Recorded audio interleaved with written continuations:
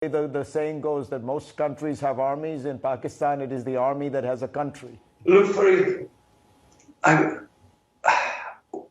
how can you win by taking on your own army?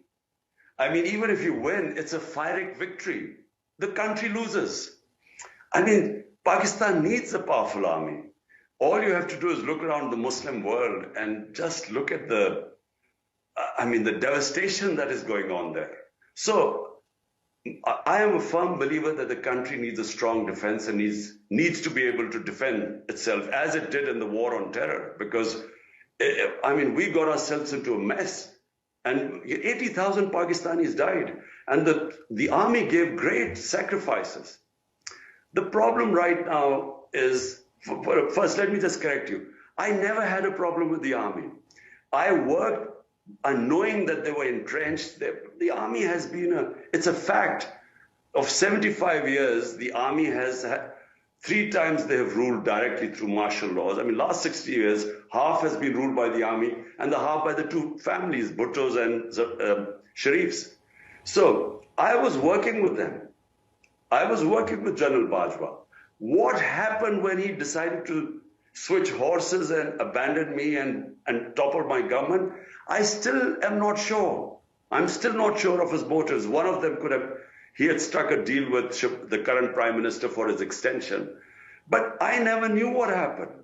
All I know is that the last 6 months, he just worked to remove my government, and he's openly afterwards in an interview claimed that he decided that I was too dangerous for the country, and so my government was ousted.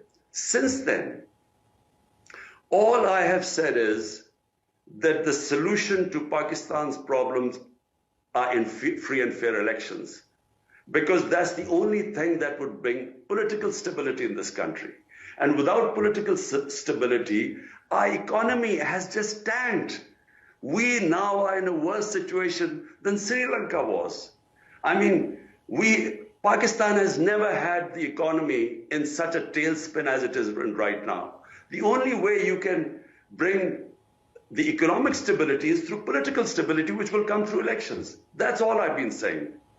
Now, the problem I'm facing is that somehow the current lot, the what I call the PDM parties, they have aligned themselves with the establishment.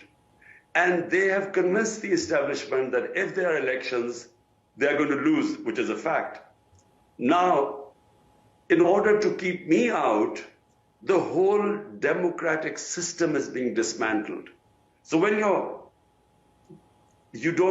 the government does not listen to the Supreme Court and doesn't follow the Constitution, when the way they have used a pretext of arson, they blamed us for the arson when I was grabbed from the High Court by the army, and the way I was grabbed, there was a reaction, but they've used that reaction, unfortunately, to dismantle the party. So I mean, they have over 10,000 workers are jailed. A lot of women have been jailed, which has never happened before.